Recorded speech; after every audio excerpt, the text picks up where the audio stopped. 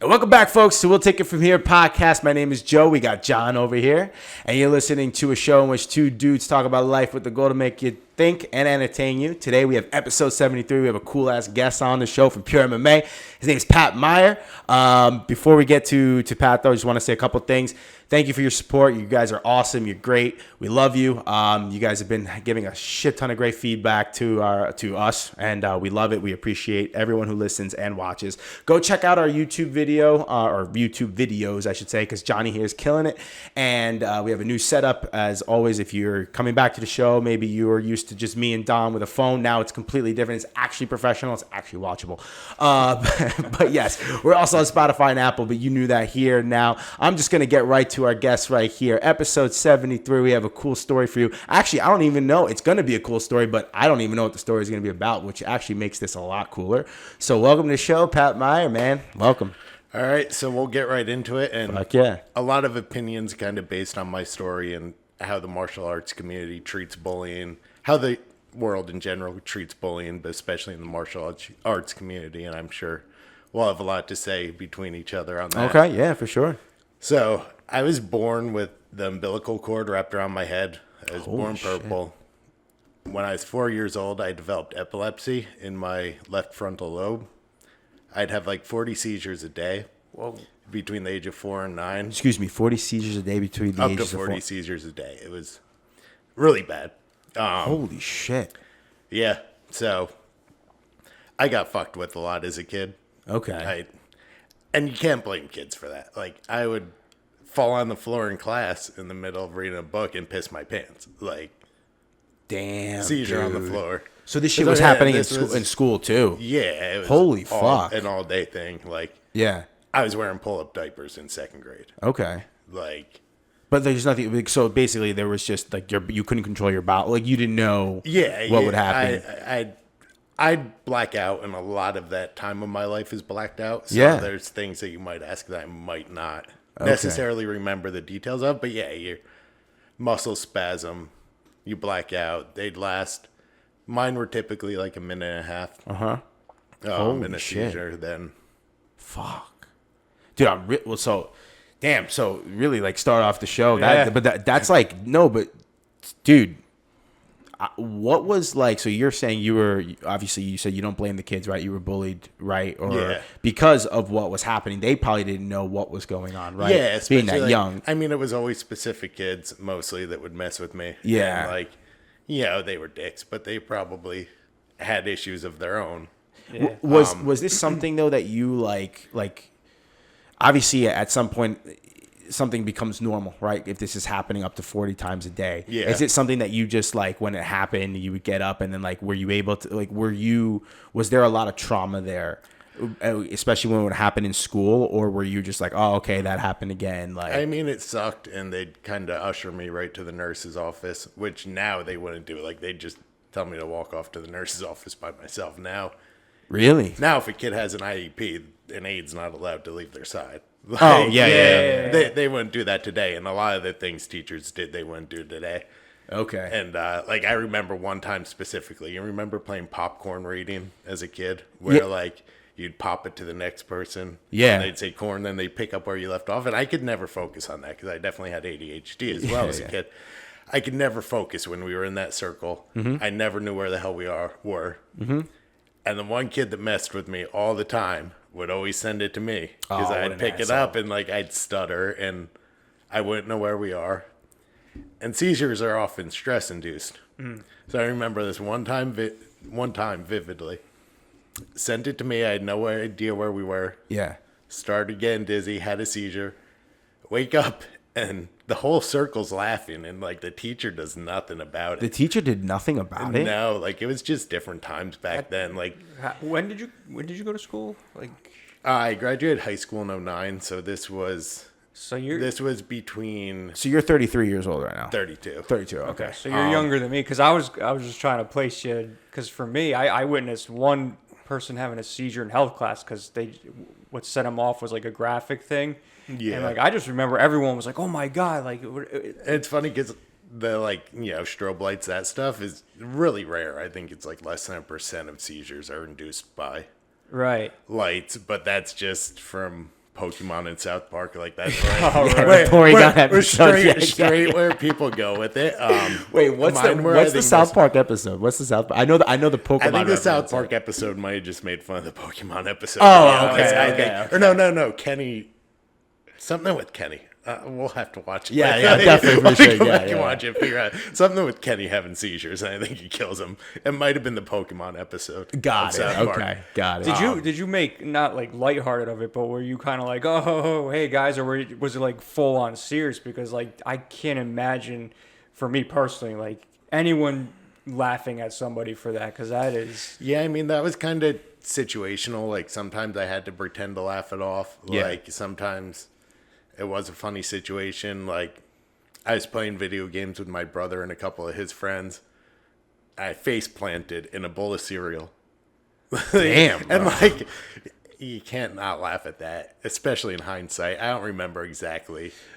Hold on a second though. To them, but when people have seizures, isn't it true that like I don't know anything about it, but when people have seizures, like you face planted in the bowl of cereal, don't they have to pick you up right away? Because can't you choke on your own tongue or what? Isn't that like the infamous like myth or something? You're really not supposed to touch people at all. Okay. Unless they're like in danger of banging their head on something or falling or whatever. Yeah. Like the myth is to stick a pencil in their mouth so they don't bite their tongue. Don't ever do that. They'll bite the pencil in half and swallow it. Choke on that. That sounds. Yeah, like if I fell in a full bathtub of water. Yeah, of course, get you the fuck out. Like, yeah. I think you can like pull muscles and stuff because your muscles are tense. Mm-hmm. So if someone tries to like snap you out of it, you could just end up with an injury. Okay. Yeah, that makes sense. So you just kind of wait it out, count how long it takes because the doctors want to know that for whatever reason. Yeah. Duration of it. Got it. So, okay. So just a little bit. We're what? Damn, 7 minutes into the show. That's probably like the most like blast off 7 minutes of the show, and that's good. I mean, it's a good thing. So essentially, you were born with to do a little recap. Born with the umbilical cord wrapped around your neck. You were born purple, right? So that gave you. You said, but it didn't start till I was 4. So they're not certain that caused it, but that's kind of the only thing they could put together. Yeah, it's usually caused by like interference in that part of the brain, a tumor, things like that. And I knew kids growing up that had tumors, that had seizures, things like that. Right. But it developed when I was 4 years old, and it developed when I had a severe fever from something else. I had like 104 fever, and had my first seizure. Then just took off from there. Did it go like gradually? Did you go like one seizure and then it would be a seizure every week, and then like how did it get up to the point where it was 40 a day? I believe it was gradual like that. Okay, and then just switching of medications and things like that. Yeah. Oh, so the switching of medications may have aggravated it a little more. Yeah, and there were medications like when I was in the hospital for it, I was allergic to one medication that the allergy would make me hallucinate. It was called Ativan. Holy shit. And I would see like people in my hospital room windows, and my hospital room didn't have windows. Like, yeah. Bro, that's like scary though for a 4-year-old, bro. Yeah. Fuck that. Yeah, well, at that point, I was in 3rd grade, at the end of 3rd grade, so I was like 9 or 10. Yeah. At that point, that's when it was the worst. That's when I was having like 40 a day. Dude, you're like basically having freaking night terrors. It was horrifying. Oh my god. Yeah. Damn. Yeah. Okay. Shit. So then you have these seizures. They're, kids are picking on you. They're stress induced, right? At some point, did it get better? What was like this breaking point where, because I could only imagine, the reason why I'm asking this, that a kid going through all of this trauma, going through all this stress, being picked on for having seizures, which, by the way, I want to just circle back to what you said. The teacher was doing nothing, right? I get times were different, but like, dude, if you're a teacher and like you see someone's having a seizure. Yeah, like you could tell they were kind of awkward about it, and you only have a couple different teachers in that grade of school. So it's like they knew it was going to happen, but they didn't know what to do about it. And as stupid as like sensitivity training and all that is, I think some of it could help if it were taken. Well, 1,000%. So I'm not saying that this teacher should have known what to do when you're having a seizure, but the very, very least that this person could have done was been like, I don't care if it's a bunch of kids. Everyone shut up, stop laughing. Yeah. Let's get Pat to the next, and right? who knows if she tried that while I was out. True. Okay, let's be fair. But yeah, I mean, it was pretty consistent, and I don't know how teachers didn't see it. Yeah. And at the same time, in that kind of time, I had like this crazy OCD that teachers, my parents, everyone, I never really even put that together, but I knew I wasn't ambidextrous. Mm-hmm. I just had this weird thing. Like, when you step on a tile and you have to not step on the crack like that. Oh, dude, I did that as a kid, yeah. I took that like to a different planet. Like I would obsess over that all day if I did something like that. So I would write, and each letter I would switch my hand because it had to be even. Like it had to be perfect. It was just obsessive. I had to write either a word or a letter with each hand. Damn. Like if I like touched my face like that, it'd bother me all day if I didn't do it with my other hand. Wow. Like it's just this weird OCD that I had. So that didn't help. And like I was a fidgety kid. I had this like weird special seat cushion that I had to have on my chair because I just like, how they'd yell at you for like sitting on your knee. Oh yeah. I literally had this blue cushion. It was like sitting on your knee, and it's like, why can't I just sit on my knee? Right? And like that obviously brought attention to me. Okay. Like, having a fucking cushion. And I had to have these special things on my pencil because I was left-handed. I still can't write like at an adult level. Like my handwriting is atrocious. I share that with you. Yeah. And being left-handed, another thing that drove me nuts. And I don't know if that was OCD or just it bothered me. Writing with your left hand, especially on a chalkboard, and it like smears on your hand, and that drove me nuts all day. Yeah, don't they say also people who write left-handed with like ink they're screwed, right? Like especially if it's like that gel ink, but chalk and like the texture of chalk is another thing that drove me nuts. And between that and fear of having a seizure at the chalkboard, I always avoided answering questions at the chalkboard. Like, damn, bro, think about that. Think about if you even wanted to show that you knew the answer, right? And what was holding you back was the fact that you just did not want it to smear, dude. Because that's like such a, like, if you think about it on a surface level, it's like, oh, that's just such a small thing, who cares? But it's not for you at that time because of everything that's going on. Beside that, and like I would write like this, like I wouldn't write like this, I'd write like this, like just weird, and it looked like I was just scribbling. It's like it was so illegible. Yeah. It looked like I was just scribbling on the chalkboard. It was like the Billy Madison trying to write cursive, the Bermuda. Yeah. Literally. Yeah. And funny story about cursive, it's just always stuck with me. I don't remember how to write in print. Like, I really cannot write well in print because they drilled cursive into us so hard. Dude, so you still write in cursive? I basically only write in cursive.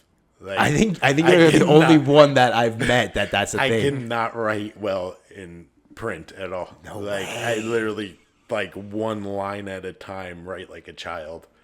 In print, shit. But cursive. I can do, or I do kind of like a half print, half cursive. Like, that's actually pretty sick. I think that's awesome. Yeah. I'm just gonna say that I do because it's like individual, instead of it's awesome. Dude, cursive was dope. Like in 4th grade, like they would always drill it, right? Like they would always fucking, like you said, drill it. And, you're gonna. I remember one time my teacher was the way like, of the future, bro. Legitimately, one time my teacher told me. Here's the thing, and you're gonna like this. Every important document is written in cursive.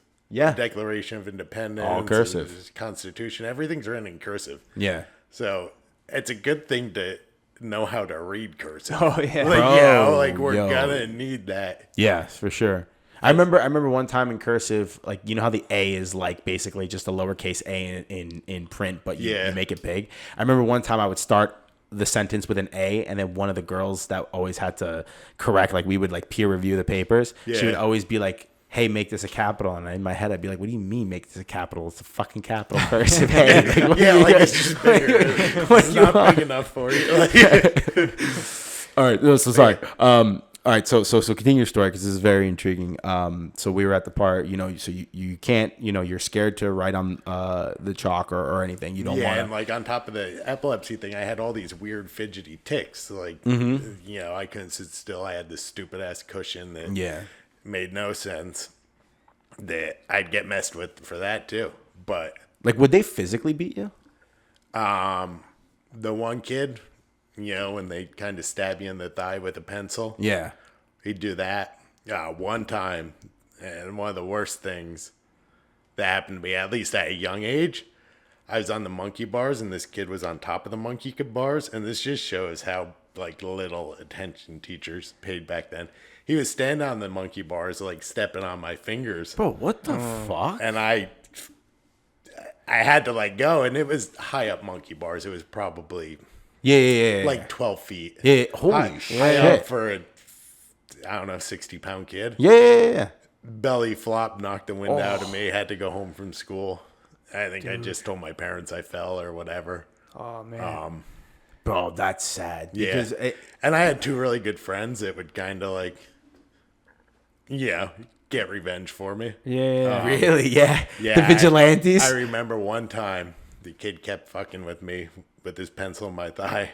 And one of my friends, he was hand here, the other hand stabbing me.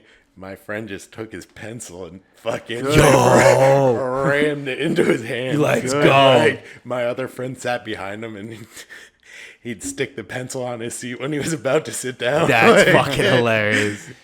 Yeah, man, get it fucking, so fuck around, find out, right? So I had two really good friends that I don't know, got it. Yeah. Yeah. That's awesome. That's good Yeah, support to glad. have. Because Yeah. imagine if you didn't have any of them. Yeah, exactly. Yeah. It was already a rough path. Yeah, man. But yeah, so in third grade, the summer of third grade, I was 9 or 10 years old. It got so bad that I ended up in, the Ronald McDonald House, that McDonald's charity donation. Yeah. I was expecting to meet Captain America. I was staying there for the entire summer, and I was at Cleveland Clinic, Ohio. Was a specialist for that specific type of epilepsy. Holy shit. Was the closest one Yeah. that knew anything about it. I was there for the whole summer. They couldn't do anything. They couldn't figure it out. No change of medication was really helping. They had me on medication that made me batshit crazy, like Ritalin, and I would just be an asshole. Wow. I vividly remember, I forget what my grandmother was yelling at me for, but I vividly remember as an 8 or 9-year-old just giving my grandmother the double middle finger. Yo, what? Yeah, it turned me into a creature. It was so bad. So, dude. just it's good that you can make light of a situation because hearing it, it's none of it's funny, but then it's dude, you take these fucking Ritalin pills and now you're flipping off grandma. yeah, literally, I went off the rails. Another time when I was on that medication, my brother and my cousin spent a lot of time at my grandmother's house. Yeah, especially in the summer. My grandma always made cookies, of course. My brother ate the last one. I was pissed about it. My brother's 33 or 34. He's a year older than me. Yeah. And her house was a flight of stairs, but you could look down over the far side. So this lowest point of the stairs, there was a little awning. I had this piece of wood that was a fold out table, the thing that held the fold out table. Yeah. But would come off and it looked like a sword. Yeah. I just dropped that shit on my brother's head. No. From the top of the stairs. No. Yeah. I still feel bad to this day about it. But hold on, wait a second though. This just came to my mind. Isn't it crazy how so you went through all this bullying yourself, right? Yeah. Now you have, whether it's just fully the medication or not, right? Your bullying now sort of started making you bully a little bit. We're gonna get there. Oh, okay. I'm Yeah, gonna shut the fuck up then. Yeah, Right. so I was in the Cleveland Clinic in Ohio, and this is people don't even believe this part of the story. Okay. They're fucking nuts. And I believe in a God. Yeah. I don't believe in any specific religion, but I believe in a God. There's a higher power. And I do believe in the morals of most religions. Mm-hmm. I think they all have something good, especially for raising kids. Yep. But I don't necessarily believe in any of the specific stories, or I definitely don't believe in organized religion and making money off of religion. Yeah. Mm-hmm. Okay. But I was at this hospital. There was nothing they could do. We're gonna have to remove half of his brain, or a quarter to a half of my brain, the part that was affected. And I'm not sure if I'd be like, Incapacitated? yeah, I don't like, I guess it would depend on how the surgery went. If I'd be a special needs kid, I wouldn't be here in the capacity that I am. Yeah. You know, best case scenario, I'd probably be a special needs, like highly Yeah. special needs, non-functioning adult. But parents were getting ready to sign all the paperwork. I was supposed to have the surgery. Like that was the last straw. That's all they had left to do. Never had a seizure again. Bro, you Really? fucking dude, I just got chills, I bro. haven't had a seizure since I was 9 years old and left that hospital. Wow. It just went away, scared it out of me. I don't know. And all I saw was my parents, my grandparents, my family praying.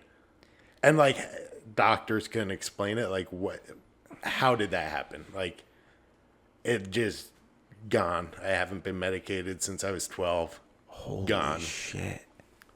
Bro, And you know, left that hospital, never had one again. that's fucking incredible. Yeah. That's awesome. Dude, I just got like insane, like lasting chills hearing that. Yeah. So actually, mostly due to that, but also it just never interested me. I never drank alcohol in my life. Oh, okay, I nice. never Awesome. messed with weed. Yeah, that's fine. Yeah. Just because I feel like whatever God it is that gave my brain that second chance, why am I gonna? Right. I right, like that. exactly. Why Yeah. am I gonna waste my brain? Yeah. That's obviously not what it was preserved for. Yeah, no, for sure. Yeah. Dude, I was literally, the funny thing is that actually is perfect because I was gonna ask you before the show started and I completely just genuinely forgot if you wanted like any beer or whiskey.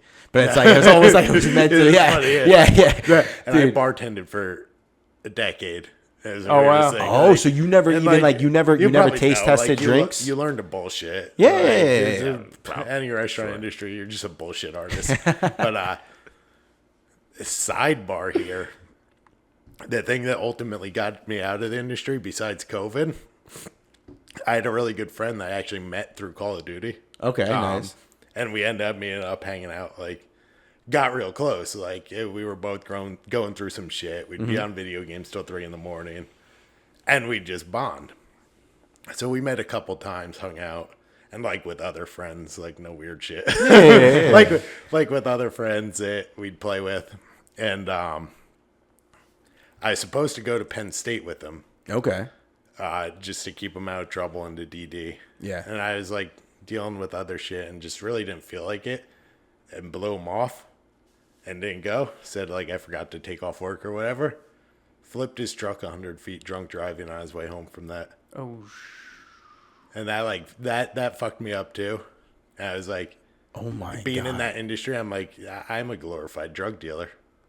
Bro, legitimately. yeah. Yeah. right. So between that and COVID, I'm like, I'm never going back to that. Bro, Jesus Christ. Sorry And to hear that. and I was hard on myself about it for a while, and I guess I still am. But like, make good out of it, you know? Yeah. Dude, holy shit. That's I don't think that's a coincidence.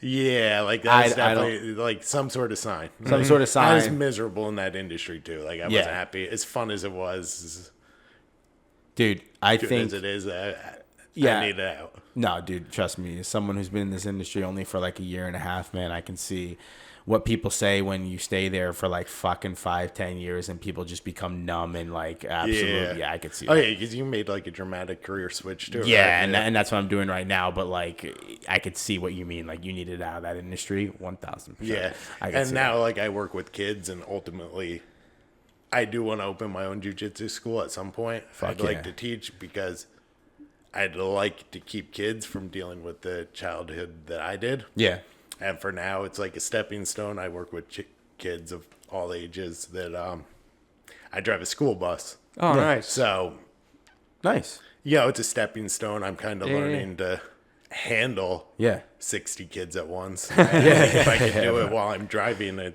30,000-pound vehicle, I could.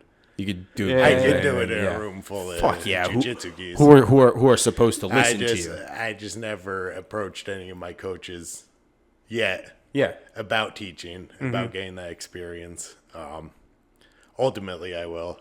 at some point. Good. I think you should. That's awesome. That's a great like goal for everybody. You know what I mean? Yeah. Good for you, dude. That's awesome. And I do agree with you. If you could do a bunch of screaming kids at a 30,000-pound vehicle, dude, bro, like when people are trying to learn from you with that respect, it's gonna be so much easier. Yeah.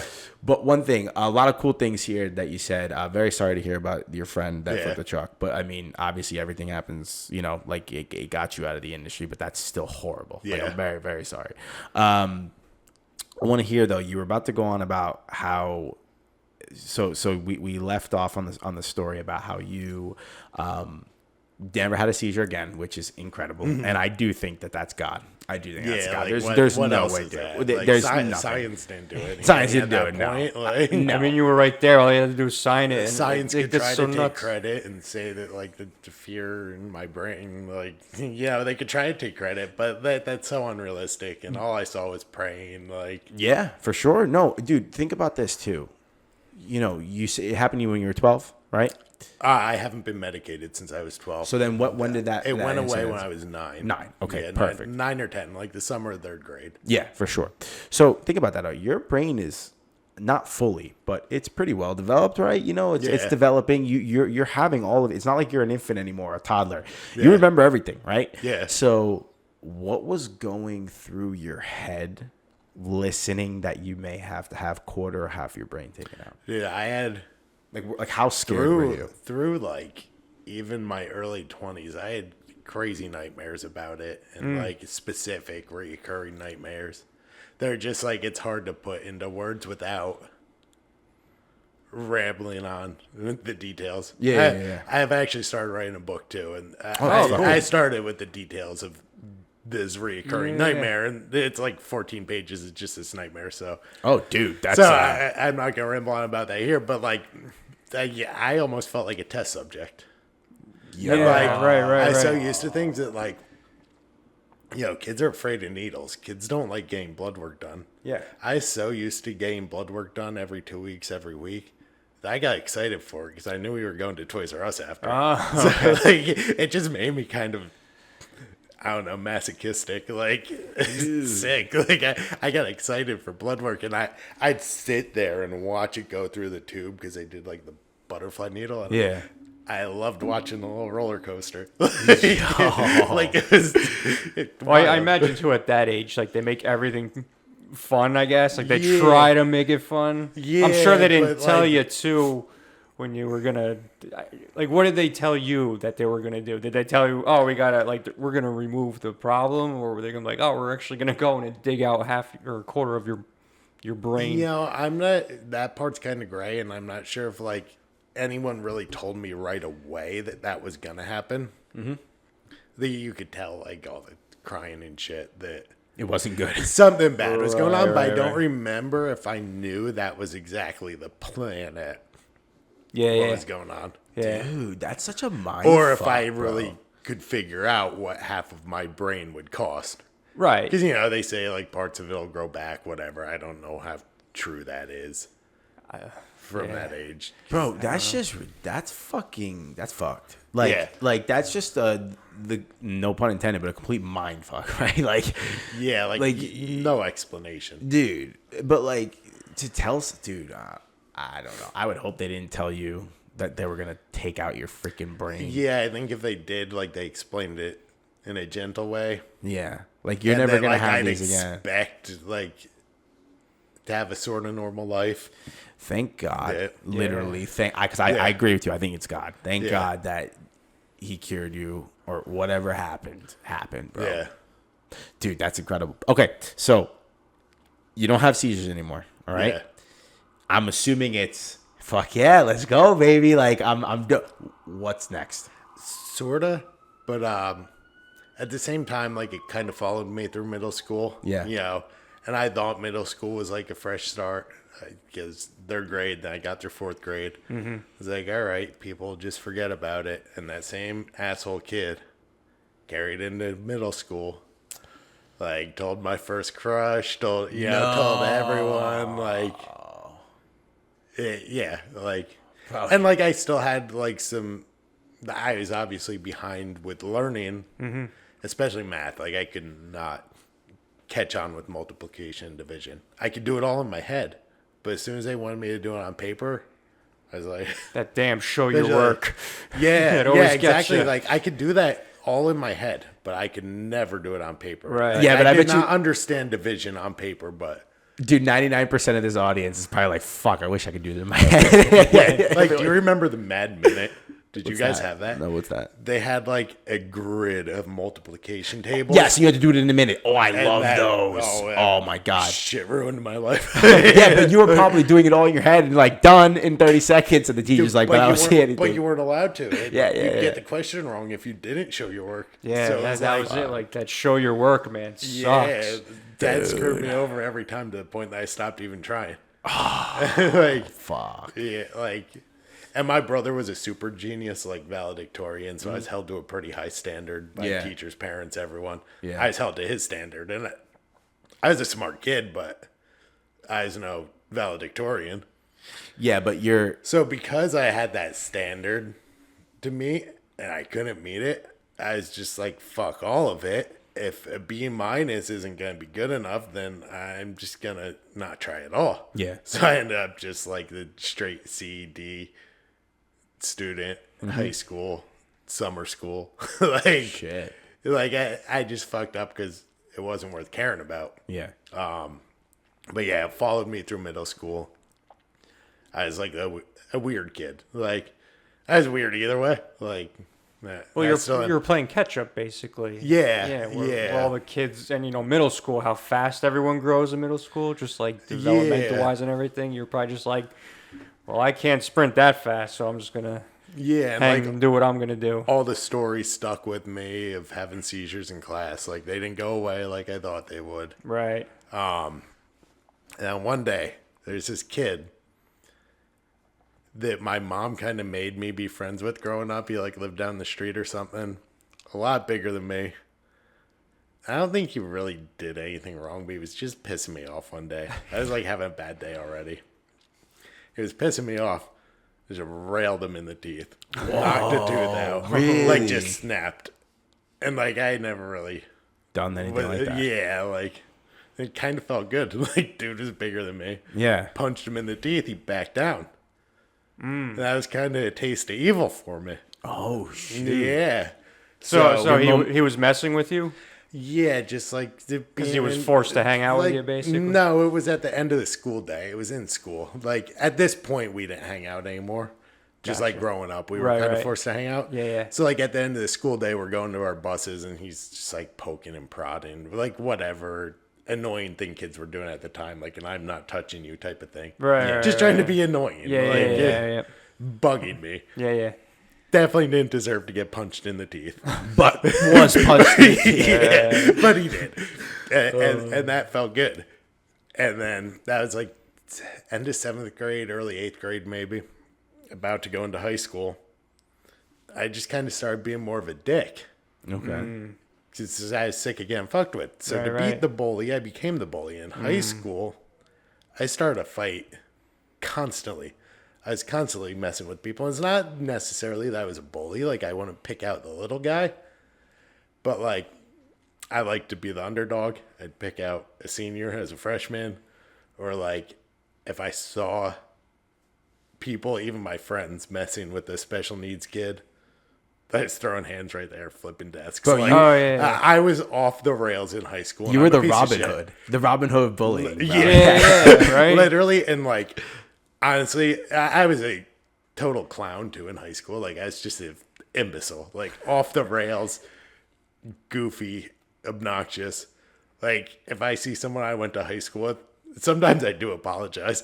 Like, I feel the need to apologize to people I went to high school with, especially like a few of them. Like, That's fucking. yeah, Even like, even 17-ish years later, like, so you still apologize? I'm like, Bro, I was a piece of shit back then. Like, especially like remembering some of the things, but Fuck. yeah, like in high school, I was an asshole, and that's kind of where I was getting at with how martial arts and all that handles bullying, and especially like specific high level martial arts that have their own business to run, Yeah. and their own bias, and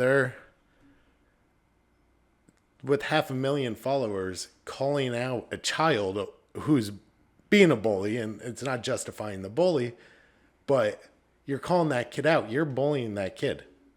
Okay. You're bullying the bully. Yeah. Yeah, cyber. And yeah, like martial arts might help the kid that's being bullied, but if you put that bully in jiu-jitsu, you're saving 12 kids from being bullied. Yeah, 1,000%. You know, but that's not as pretty to sell your product. Yeah. no. Gotcha, So- gotcha. Yeah.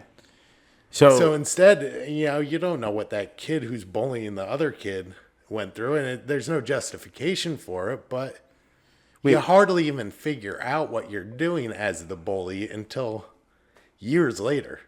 Wait a second. So I want to back up a little bit because I'm going to keep on that point Yeah. about years later. But is there someone in, like, I don't know if you don't want to say it on the show, don't worry. I know we have like 30 million viewers here, but Internationally. yeah, people in Norway are going to know who you're talking about. Anyway, who's the one with 500,000 followers? Am I not? Do I Tom know? DeBlass. Oh, Tom DeBlass. He's Okay, on yeah, that yeah. whole thing, Does, and it's yeah, like- but doesn't he try to help those people by giving them Well, he helps jiu-jitsu? the kids getting bullied, and he's often a hypocrite. Okay, Amongst other, like just on a lot of posts, like he's a hypocrite. Like, got it. So you're saying if he helped the bully, yeah, then he would save kids from getting. Got it. Okay. yeah, but that's not. Is it? Yeah. Okay. Yeah. Yeah, he's just extorting them. I'm sure he pays for their training until they're a blue belt, then they have to pay him. And you know, he has other shit that he posts on Instagram. I'm not going to tear into him for too long, but like two heavyweight wrestlers and their kids, they're high school wrestlers, and says in the caption something about the ground shaking when the kid hits the floor because he got launched, and it's like, yo, you're literally a bully.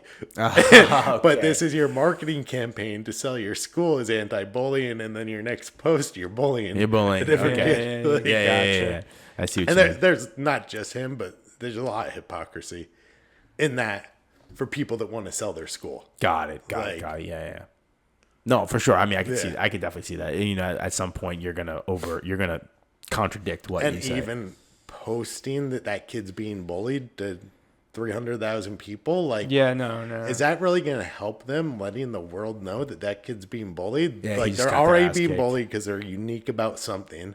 Now they're so unique that the whole world has to see them. True, but also too, like maybe, and I don't know, but maybe playing devil's advocate, maybe when that kid gets the notoriety and recognition and sees Being it, a badass. of like, you know what I mean, like maybe. And I don't think people- there's bad intentions. No, but no, I no. don't think that's necessarily the way to go about it. Like, I don't think you need to bully the bully, call for their head. Like, Yeah, okay, got it. yeah, Well, they're going through some shit that you have no idea that's making them that way. Like, every bully, they want attention too. They want to feel big. They want to feel powerful. Yeah. For some reason. Did you ever find out why Years was bullying you for all those years? No, and I've kind of come to terms with Yeah, just I was not just knowing, curious. like, yeah, like I've essentially forgiven everyone that messed with me as a kid. Yeah. Like, you don't know. Do you think that forgiveness came, or like forgiveness for the people who bullied you? Do you think that came from just being older and more mature, or the fact that you became the bully and now you knew exactly what you were doing? You're like, fuck. I mean, I didn't even really put that together until my late 20s. Okay. I mean, early 20s, sorry. Yeah. That's kind of my thought process. That's obviously definitely what happened, but I don't think, I wasn't doing it consciously for that reason. Got it. Okay. I didn't just wake up one day and say, hey, this is the way to get out of being bullied myself. It's just kind of something a defense mechanism. Right. I was always loud. I was always ornery. Yeah, I was yeah. always... Oh, no. That kid. No, that I understand. Yeah. Sorry. Maybe I didn't phrase it correctly. The later in life, when you started forgiving the people that bullied you, right? Yeah. Do you think that's a mix of like just being more mature and growing and being older, or also the fact that you became them? So then you sort of saw it from their view. Definitely a little bit of both. Okay. And just understanding, like, kids are kids. Like, no amount of explaining to them is really gonna get the point across until they're older. Got it, yeah. You don't understand kids killing themselves. You don't understand any of what you're causing by picking on someone until way later. Right. Yeah, no, that's true. Like how many kids will sit back and think about what they did? Yeah, not too many, really. Like, they just don't have the capacity to. There are probably some that might, Yeah, some that sincerely accidentally hurt someone's feelings, but yeah, you never know when you're taking it too far, especially as a kid. Like, yeah, they go for laughs and. I mean, that one kid's name is still fucking poison in my blood. Like, Yeah. like I still have a little grudge with him. He's actually a cop in my town now. Oh God, no! Yeah. That Did he? But no, like no, I never met the person, obviously, but Yeah. that irks me because I hate bullies behind badges. yeah, and like in high school, I kind of nudged him back.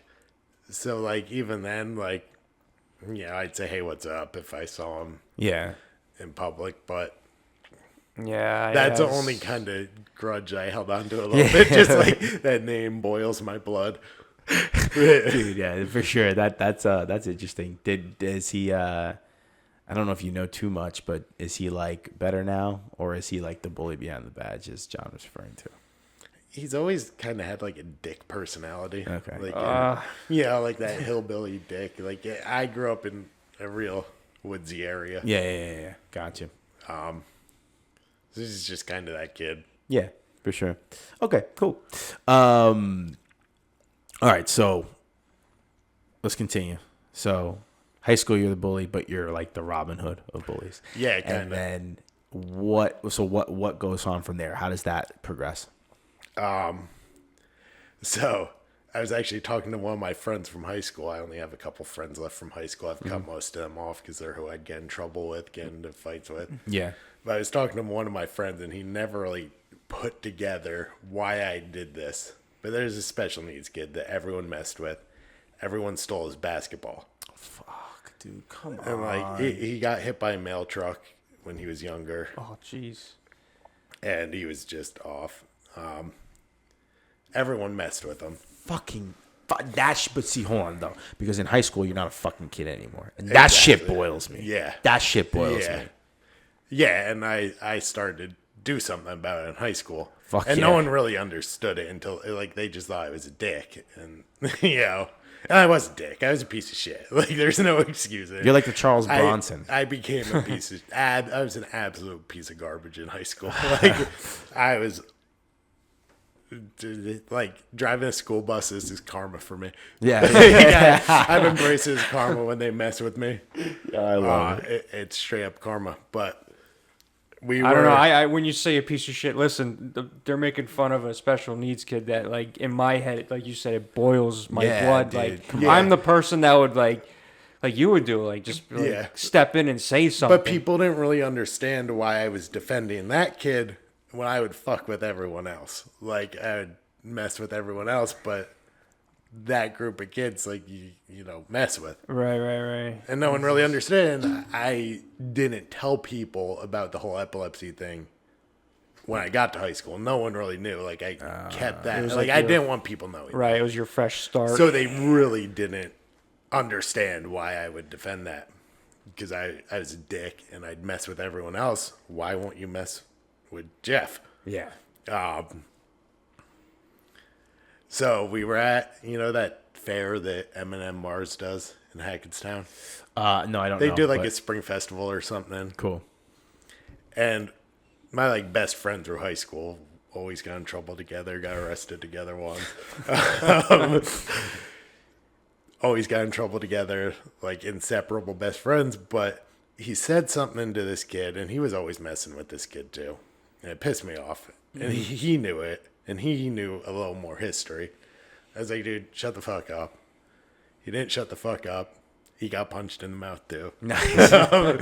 And one of my friends, who I kind of recently reconnected with, never understood why I did that until I told him this whole story. And he's like, I thought you were just an asshole. Yeah. Like, never put two and two together. Dude, is it incredible? Now I understand completely because yesterday on the mats, or was it yesterday? It was Monday. Monday. Yeah. It was Monday on the mats. You because I didn't know John about what was being spoken about today. So but the only thing I knew is you said there's a gray area in bullying, and now it's so clear because you see everyone's thinking that you're the fucking bully because you were. Yeah. But it stemmed from something. And no one could understand, but no one would understand. Even if you told them, no one would have understood. Yeah, and like if I got the right help, if I was put in martial arts, if I went to therapy, I probably wouldn't have been that person. Mm-hmm. Okay. I wouldn't have been a bully, and I think bullies need just as much help as the people being bullied. Mm-hmm. Yeah, because most of the time, it's especially in the kids, it's something's probably going on at home. Yeah, going on at home, went on in their childhood. Yeah. Mm-hmm. They're just insecure, which was mostly what I was. Yeah. But yeah. Fuck. Dude. Yeah. So does this... what's up? No, go ahead. Oh, I don't know if I'm jumping too far ahead, so if you have more in between, do say what you're going to say. Like I was saying, from the time Power Rangers came on as a kid... Fuck yeah. I wanted to do karate. Yes. I wanted to do karate. But my parents would not let me because I had shit wrong with my head. They didn't want me getting hit in the head, so I couldn't do karate. Yeah. Was never allowed to, and that contributed to it too. Like that's all I ever knew that I wanted to do was some type of martial arts. Yeah. Mm-hmm. And once I got older, I wanted to box. I wanted to do all these things. That even in high school, I was still told no, even though I hadn't had a seizure in half a decade. Yeah. I'm sure that. So I never could. For your parents' side, being a father, you can just picture them like were they always trying to wrap you up in a bubble wrap and to an extent. Yeah.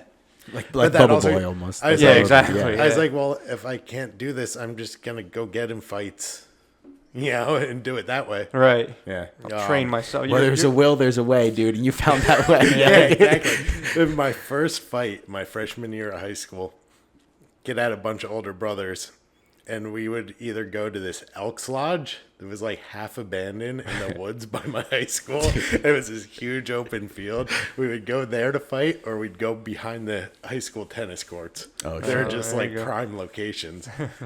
But they'd make the circle, and he had a bunch of older siblings friends. And when I hit the ground, people started kicking me in the mouth, kicking me in the head. I had braces, and a hole went right through my lip because I had a little post for the rubber band. Yeah. Hole right through my lip. Yeah, I did that on a bike. It was a bad start, but I kept at it. Yeah. Oh, man. So then, I'm assuming this is where does jiu-jitsu, this is the question I was going to ask before. So you're a fucking machine that just wants to fight. You can't fucking do organized martial arts, right? And clearly I didn't know what the fuck I was doing. No, for sure. That's all street fights, bro. Bro, I saw red, right? Yeah. All right, bro. You saw red because the brace went through your lip. That's why I saw red. learned that if you hit someone first, you win. And so I hit everyone first. Yo, legit. Dude, hit him fast and hard. Yeah, exactly. So is this what made you get into jiu-jitsu later in life? You finally said, fuck it, I'm going to do it? Yeah, so I kind of carried on to being a dumbass into my early 20s. And I got in one fight in Applebee's. It was kind of scary that I probably shouldn't have. And then... What happened? So... Do you mind? So it's... Yeah. It was a Brock Lesnar-Alistair Overeem fight. Always over some fucking UFC, yeah, and I was there with all my friends. And I had one friend who lived around the corner of this Applebee's. And this sounds like a fucking another crazy made-up story, but it's not. So I had one friend who lived around the corner who was always down to get into some shit, too. And I was maybe 20, 21. I went to take a piss by myself. And this kid from the bar, shit-faced, comes to the urinal while I'm at the urinal and wipes something on my back. And then says something about a faggot to his friends. And I didn't even know the kid. Yeah. I had no idea who he was. Turns out he was my age now, messing with this little what a fucking early asshole. 20-year-old. Yeah. But all his friends were in there. So I'm like, whatever. I'm going to leave it alone for now. He was sitting at the bar and there was a window between us. And I just kept messing with him the whole night. I texted my one friend who lived around the corner, yeah, I'm probably going to get in a fight tonight. You want to come over this way? He's like, yeah, sure. So he comes. And the UFC fight had just ended, so we're all kind of on our way out the door. This guy tries to sneak out the side door. Oh. And it's as my friend who wasn't there yet is walking in. I told him like what the guy looked like a little bit. He had like long, goofy hair. So he just recognized it. And he starts talking shit to the guy. And the guy thinks that it's just some irrelevant situation. Like, that guy has nothing to do with me because he wasn't with me all night and he just showed up and starts talking shit. Yeah. So they're standing in the parking lot, like down a curb. And they're out the side entrance. It's a good like 30 feet from the front entrance of this Applebee's. I see my friend arguing with this guy, running head start, jump off the curb, and nail him in the nose. Oh, holy and shit. His head hit the sidewalk. Oh, no. And I'm like, oh, no. Did I kill this guy? No. Yeah. Girlfriend starts screaming. We take off. Nothing ever came of it that I know of. Holy shit. We took off, laid low at his house. I don't think we did anything too stupid that weekend. Dude, after that. Yeah, that's... And that was a little bit of a turning point for me. Like, I could have just killed this person. Yeah, and like, you don't know what you don't know. Yeah. Mm-hmm. There's so much that, Yeah. just stupidity could ruin your life. Oh, yeah. After that, I kind of slowed down on hanging out with all my friends who were... I mean, I was definitely the ringleader, but they'd egg it on, and it was just bad for me, especially the one that I told you. Yeah. Who messed with the special needs kid. Mm-hmm. He was there at the time, and, like, he was definitely bad for me. Yeah. I started working at TGI Fridays. Got big into gambling. I loved to gamble. Okay. To the point that was almost a problem. Yeah. I was still fucking around being stupid a little bit. And you know George Rydell? Yeah. Just got his black belt. Yep. Congrats. Yep. Also, yeah, congrats to you, George. I worked at TGI Fridays with him, and I think he kind of saw that I was a fucking imbecile. He was a purple belt at the time. I think he saw it in me that I was an idiot and nagged me into going. Oh, see, he took the right approach. Yeah. And from that point on, like, shit just kind of straightened out, and I started to kind of question of a lot of the shit that I've done over the years. Fuck. So where? Because you didn't start off at Pure, right? You started somewhere else. I started at Henzo Gracie Denville. Okay. Then got into a wild relationship for 3 years during COVID. Yep. Quit that whole time. Ended up at Esoteric in Washington Township, which that place is great. Yep. You gotta stop in an open mat there. Like, Awesome. Yeah, I love it there. Yeah? It's somewhat, yeah. But then I started working for a different school district, and It's closer to. and okay. I had to make the switch. I love Pure now. Like, it's Dude. so good, but Oh yeah, no, dude. Yeah. Pure is fucking amazing. I'm sure the other schools that you named were just as. I mean, at just least as great. Esoteric was great. Yeah. But when you first started jiu-jitsu, right? Did you go, oh, I was a cocky son of a bitch. and then you were at like, that point, oh, like I had been lifting weights for a while. I was pretty lean. yeah, And honestly, I was still kind of cocky for like a white belt. I feel like I was at but- least half decent, but what white belts aren't cocky? You Yeah, fucking yeah, white belts are all yeah, cocky, exactly. man. Yeah, so and it put me in check pretty quick. love it. Right. I fucking love it. And then that's where like it did just start to waterfall. Like, okay, Things all started good. to So yeah, click, and okay, I'm like, yeah, yeah, nice. this is lifestyle for me now. Yeah, hell, and you know what, dude? You know what's so funny? Knowing you for how long we know each other, maybe a few months now, right? Yeah, I got there in November. Yeah, November. So we roll a lot actually, and like to see like hearing you now, right, John? And like me, and like knowing you, it's so funny that you told me that you were a piece of shit in high school because like I can't like some rowdy, I can't see it because of of course by jiu-jitsu and just growing up. Yeah. Like it's incredible how you made that switch. Yeah. You think it would have you think your life would still be somewhat like you would still seek some, I don't know, I don't want to say evil, but trouble. Yeah, thrill if you never found jiu-jitsu thanks to George. Most likely, Yeah. Yeah, I'd be in a shitty place if I didn't find jiu-jitsu. That's interesting. Yeah, that's interesting. And like that saved me 20 years later. Yeah. Could do a lot for kids. For sure. No, for sure. That's crazy. Man, fuck. Yeah, think about it now. Think about think about all the people that you meet in life, right? And you meet in the streets, like this dude that you had to fight with at TGI, right? Yeah.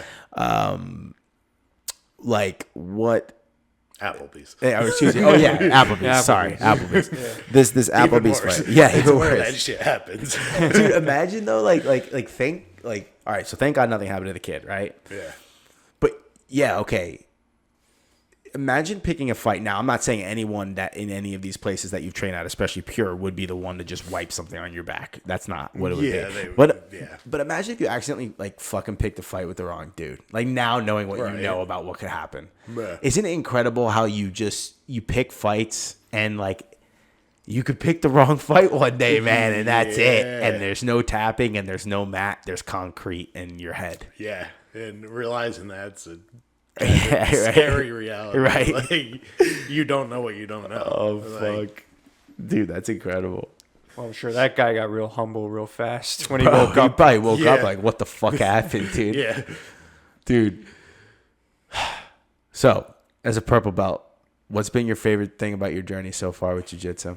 Because you've been doing well, you said you took a break. Yeah, I took 3 years off. That's a long time to take off. Yeah. Do you want to go into that or no? We could. It's up to you.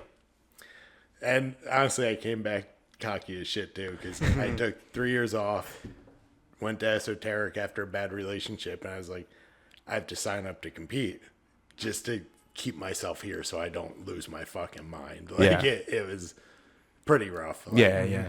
Like I was playing stepdad, so there was a lot of emotion tied to that relationship. Oh, Okay. wow. So the only thing that's ever got me out of some shit is jiu-jitsu. So I'm like, I'm going back to this. I'm going to sign up to compete the day I join Nice. the gym just to dedicate myself to it. Yeah, good. Yeah. Give yourself something to do, yeah. A guy at my old gym runs Men of War. It's like a old super fight thing. Oh, he runs Men of War? Yeah. Dude, He's I've like always the wanted main to do promoter for Men of War, but I never signed up, so I should do it, right? Do it. Yeah. Is it basically just like a one-on-one fight or grappling, jiu-jitsu match? 6 minutes sub only. Sub only, and you walk out to songs? Oh yeah, it's so much fun.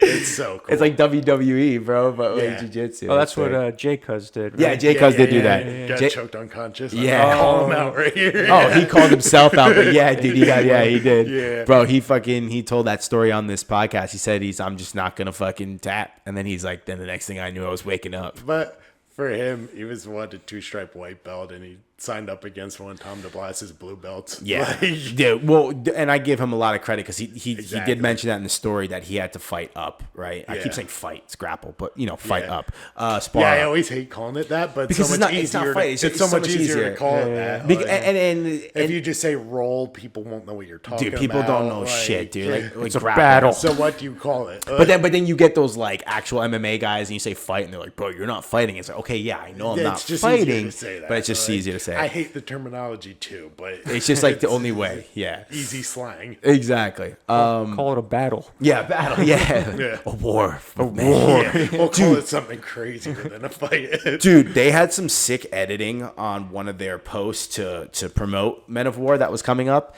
and it was the song was "This is where legends are made," right? I think it was Fallout Boy or something, and they were going through all of it. So you saw, oh God, what's his name?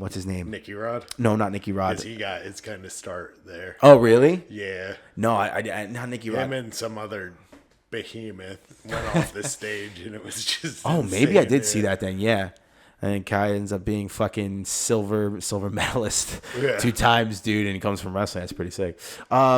No, well, fuck, what's his name? Not only Jay Cuz, I think Jay Cuz going unconscious was in the video, which was pretty funny to see. Fuck. Oh, Bart.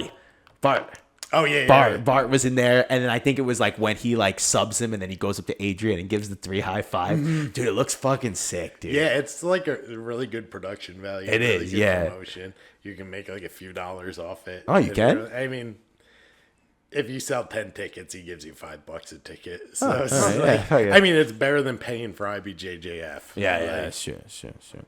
Yeah, like all the lights, you're on the raised stage. Yeah, it's cool. It's an experience. Dude, I want to get you through some wild jitters for sure. Oh, for sure. I don't know if it was Men of War, but do you know who Isaac Santiago is? He comes to the pro class sometimes. He was there on Monday. He's I think so. Behemoth, dude. Yeah. Very nice guy. Very good. Yeah. Very technical. Yeah. I'm pretty sure he had one of those fights in Men of War, and he won his. But I just remember, like, he was on the stage, like, he was on the elevated stage, and there's a video, like, one of his friends or coaches is taking, and he goes for the heel hook, and it looks like he's got the heel hook, but they're about to roll off the stage. So the refs go, whoa, and the kid's like, Isaac goes, what are you fucking stopping if I had the heel hook, motherfucker? And the guy's like, he's like, don't worry, big boy, you didn't have anything. Get back in the thing. And then like 2 seconds later, he fucking subs the dude, and it was like he probably had the heel hook. Oh man. Oh, dude, that's fun. What was your walkout song? The first time I did it, it was "Coming Home" by Avenged Sevenfold. Oh, you like Avenged Sevenfold? I love. I Avenged fucking Sevenfold. love it, but Yeah. I've never heard And that song. Is that a newer song? Just meant so much to me. Like it was such a deep song. It was off of the one with "Hail to the King." I think Yes, it's Hail to the- okay, yeah. It's like at the end of that album. Nice, It's dude. such a good song. Avenged Sevenfold's a great band, bro. And then the second one I did was right after Jason David Frank died. Oh. Yeah. I found this like remix of the Dragon Flute Yeah, song. yeah. That's Like they sick. made it into a whole battle chant. Like it was fucking awesome, but I got destroyed in that one. Yeah. Well, that was a cool tribute. Yeah. Oh damn, fuck. Yeah, I got wrecked. Dude, yeah.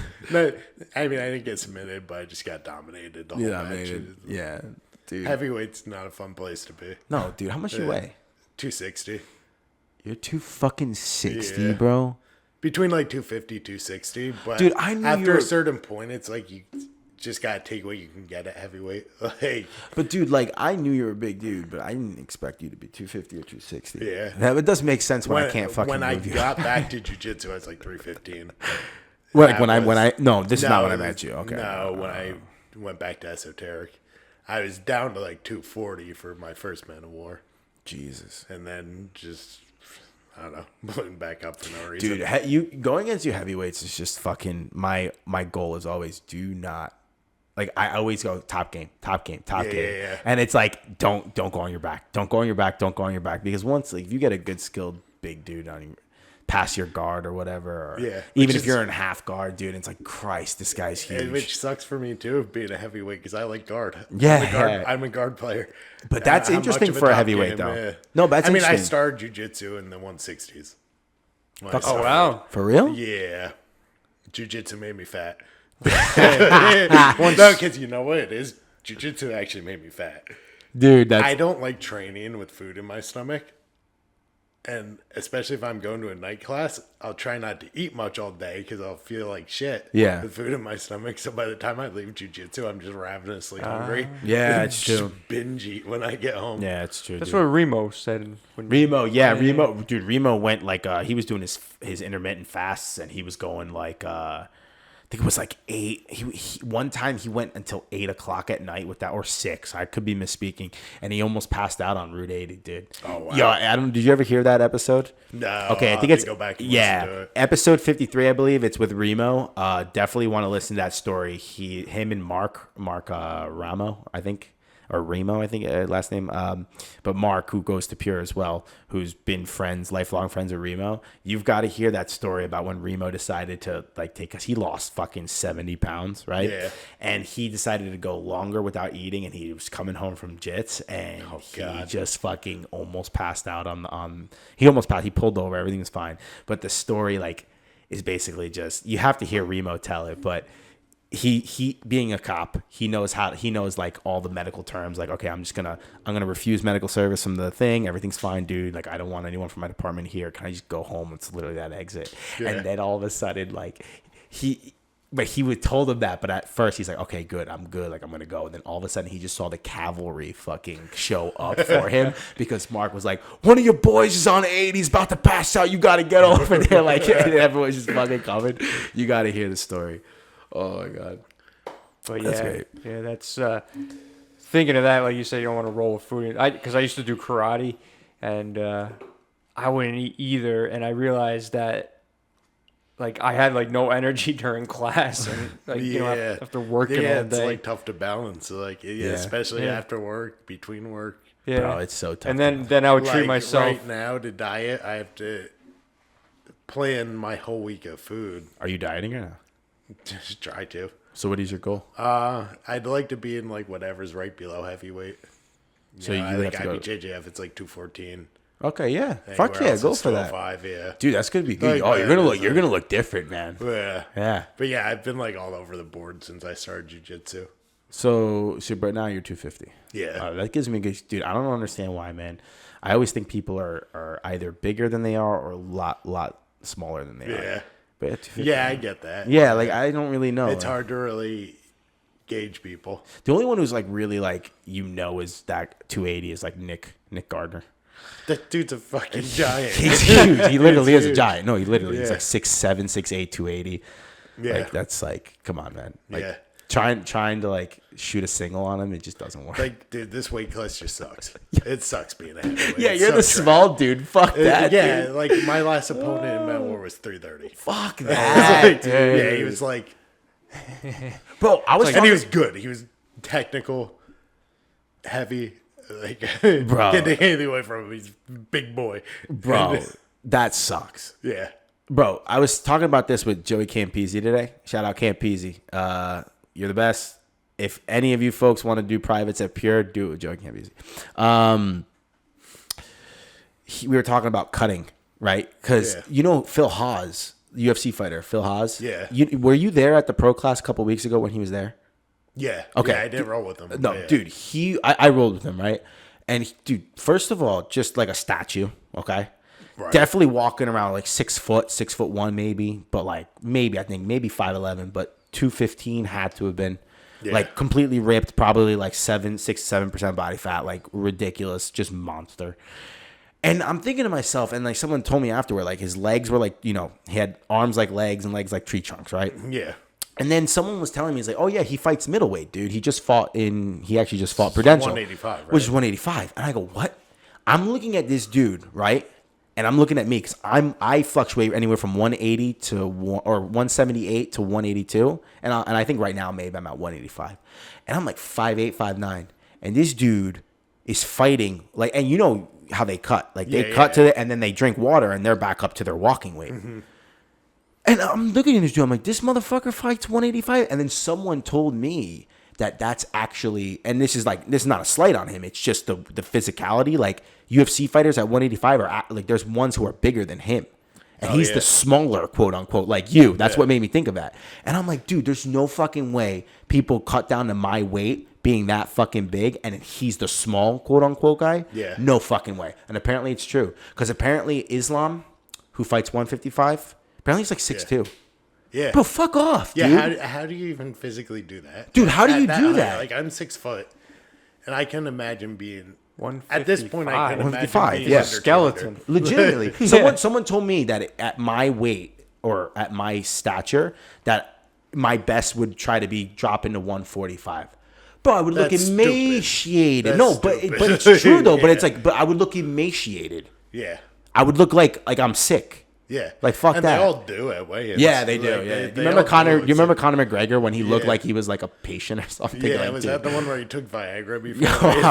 Possibly, I don't know. Came out with a boner. Dude, that's fucking hilarious. Oh man, fuck.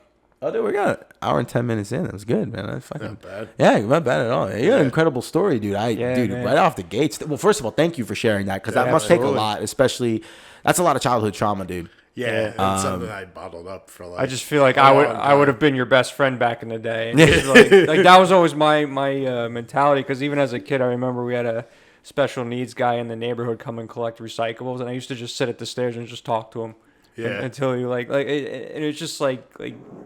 And I had a buddy actually who had a seizure in 4th grade, and I do remember like people because his thing was he did have a tumor, and he had a seizure, but he also one day at the playground he just went blind, like the lights cut out, and he's walking around with his hands out, and like people were making fun of him, like like trying to like put their hands in front of his face, and I'm like, I just remember looking They at probably thought he was joking, right? Well, you wouldn't Yeah, even a lot think. of people did that too. Like they thought it was a joke when I'd have a seizure. They Yeah, just well- think I was joking. Yeah, well, that's when I was asking too. When you would wake up and people be laughing, I was like, was there like a serious tone to like the way you handled it, like versus like, and like the teacher should also be like, hey guys, Yeah, like it's foggy coming out of yeah, it. of course, Like, yeah. I don't know, just that bugs me that Yeah. people, something like that. But that's just me. So, Yeah, but hey, man, thanks for sharing, and definitely. Fuck yeah, dude. yeah, Yeah. and I commend you for not getting into alcohol or anything like that. I mean, Yeah. you found your other nefarious things, but at least you were smart enough not to go down that road. Yeah. Because a lot of people too, like when they get into high school, if they were picked on, they choose to be the class clown, but also that could lead into like being the funny drunk at parties. Yeah, and then get into drugs. And get in, yeah, exactly, alcohol a just to try to fit in. Yeah. So, but like you said it perfectly. You were like the Robin Hood, Yeah, legitimately. I guess. the normal bullied you, so you were bullying the normal. Yeah. Yeah, basically. Essentially. Yeah. Fuck. So, yeah, dude, that's a cool story.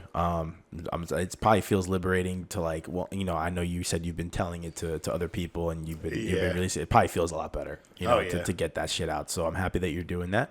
I'm also happy to hear that you're dieting to get down to around 214, let's call it. Yeah. And I think you should. I think that would be fucking awesome to see you, because I think it would open up a lot in your. Oh, yeah, but that's what I was saying. Like, for me to diet, because I work and then I go to jiu-jitsu and then I work again and then I go home. And I'm like falling asleep, knocked out by 7 p.m. Yeah. So, like, I have to cook for a whole week. And Yeah. food tastes like shit after day 3 or 4. And I'm like, oh, what can I eat instead of this trash? Yeah. So it's like, it's been hard with this job specifically. Like, because with my old job, I was down to 240, 235. Okay. And then just kind of climbed back up since I've been up here. Yeah. actually. Okay. All right. Well, fuck, man. At least. So I'm just kind of finding the balance how to do it with this job. Well, at least you're utilizing your weight now well for Yeah. jiu-jitsu, and then you'll readapt again. Yeah. You'll find it, dude. It's all about it's like ebbs exactly. and flows, dude. You'll find it.